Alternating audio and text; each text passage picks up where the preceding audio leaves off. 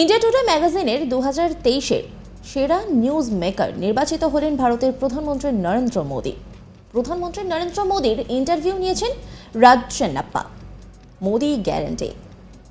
সামনে থেকে প্রধানমন্ত্রী নরেন্দ্র মোদীর নেতৃত্ব দিয়ে গো বলের 3টি রাজ্যেই বিজেপিকে উল্লেখযোগ্য জয় এনে দিয়েছেন। বিরোধী কংগ্রেসের ক্রমবর্ধমান নির্বাচনী আস্থাকে কার্যত ধুলোয় উড়িয়ে দিয়ে বিজেপি বাজিমাত করেছে। মোদী তার ভূমিকা সম্পর্কে বিনয়ীভাবে বলেছেন, সবার সম্মিলিত প্রচেষ্টার মাধ্যমে বিজয় আসে, তাই আমাকে কৃতিত্ব দেওয়া অন্যায় হবে। এটা আমাদের কর্মকর্তাদের এবং তাদের কঠোর পরিশ্রমের ফল।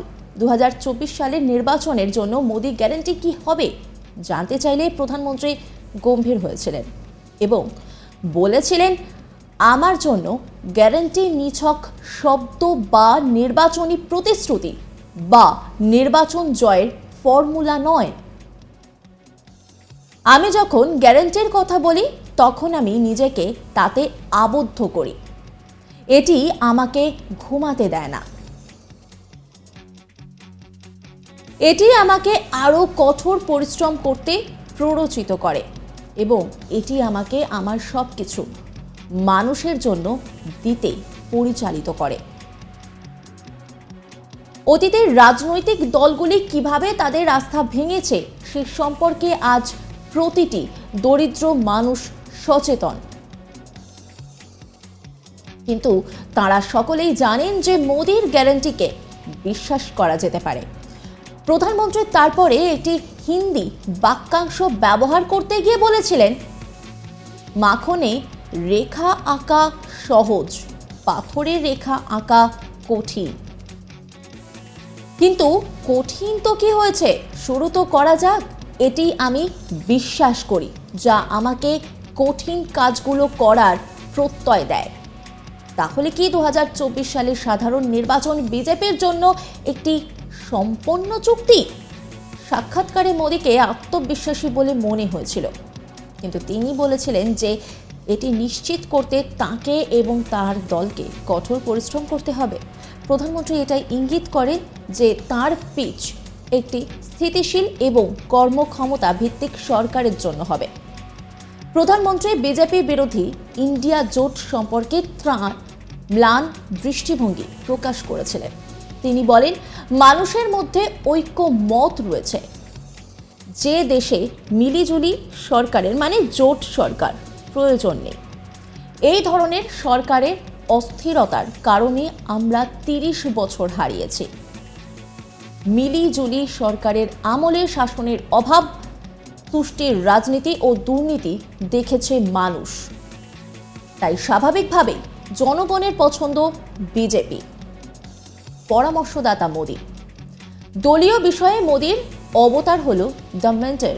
প্রথমবারের বিধায়ক ভজনলাল শর্মা সহ মুখ্যমন্ত্রীদের জন্য নতুন মুখ বাজি রেখে বিজেপির নেতৃত্বে প্রজন্মগত পরিবর্তন আনতে সাম্প্রতিক বিজয়গুলিকে কাজে লাগিয়েছেন মোদী। বিজেপির সভাপতি জেপি নাড্ডা বলেছেন, মোদীজি সর্বদা সামনে থেকে নেতৃত্ব দেন, মিনিটের বিবরণ জিজ্ঞাসা করেন, তীব্রভাবে ফোকাস করেন এবং তিনি যে বাক্যটি বলেন তা একটি গুরুত্বপূর্ণ পর্যবেক্ষণ নিয়ে আসে। তিনি সর্বদা চান আরও তরুণদের নেতৃত্বের ভূমিকায় আনা হোক। প্রতিটি নির্বাচনে তিনি আমাদের আক্রমণাত্মকভাবে এগিয়ে যেতে, দলকে শক্তিশালী করে এমন সমস্যা মোকাবেলা করতে এবং আমাদের শক্তি পরীক্ষা করার আহ্বান জানান। যখন বিজেপি জয়ী হয় তখন তিনি শুধু বলেন, ভালো কাজ, কিন্তু এখন সামনের দিকে তাকান।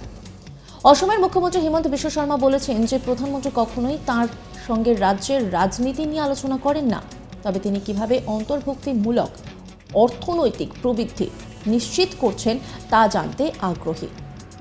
অসমের মুখ্যমন্ত্রী একটি জিনিস শিখেছেন, যখনই প্রধানমন্ত্রী তার সঙ্গে দেখা করেন তিনি নোট নেন, কারণ তিনি জানেন যে পরবর্তী বৈঠকে মোদী তাঁদের আলোচনা করা সমস্ত বিষয় তুলে ধরবেন এবং অগ্রগতি সম্পর্কে জিজ্ঞাসা করবেন।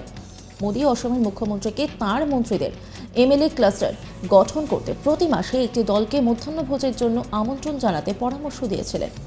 যাতে সরকার কিভাবে কাজ করছে সে সম্পর্কে তাদের প্রতিক্রিয়া শুনতে পান। তারপরে তিনি শর্মাকে বলেছিলেন যে যখনই তিনি একটি নতুন পার্টি অফিস খুলবেন তখনই তাকে সেই ব্লকে বড় পার্টিম্যানদের আক্রমণ জানাতে হবে এবং তাদের পা ধুয়ে দিতে হবে। শর্মা বলেছেন, মোদিজি আমাদের ইচ্ছামতো সরকার চালানোর পূর্ণ স্বাধীনতা দেন।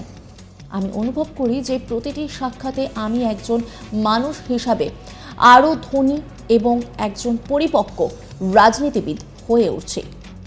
প্রযুক্তি চ্যাম্পিয়ন মোদির আরেকটি অবতার টেক চ্যাম্পিয়ন অর্থাৎ প্রযুক্তি চ্যাম্পিয়ন।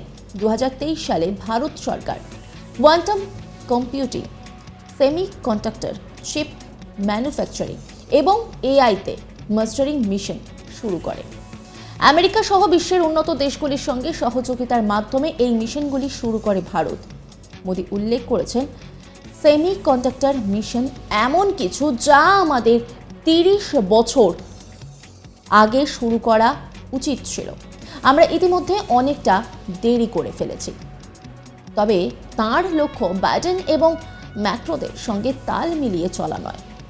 চন্দ্রশেখর বলেছেন যে মোদি তাকে বলেছিলেন, আমি ভারতের শাসনের বর্ণনাকে পরিবর্তন করতে প্রযুক্তি ব্যবহার করতে চাই এবং আমি চাই এটি জীবনকে প্রভাবিত করবে।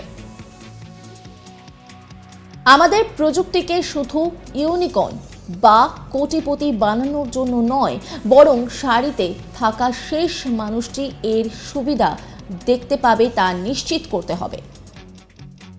2023-এর 23শে অগস্ট চন্দ্রযান-3 এর চাঁদে সফল অবতরণ করার পর ভারতেই কৃতিত্ব অর্জনের জন্য মাত্র 4টি মহাকাশ যাত্রী জাতিগুলির একটি একচেটিয়া ক্লাবে যোগদান করেছে।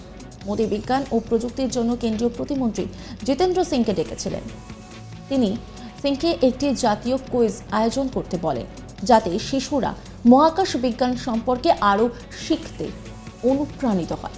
কুইজ চালু করার 1 মাসের মধ্যে সিংয়ের বিভাগ 5 লক্ষেরও বেশি প্রতিক্রিয়া পেয়েছে।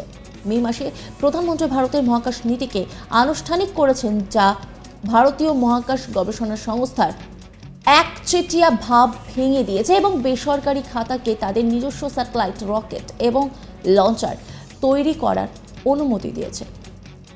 এমনকি তিনি তাদের ইসরোর সুবিধাগুলি ব্যবহার করার অনুমতি দিয়েছিলেন।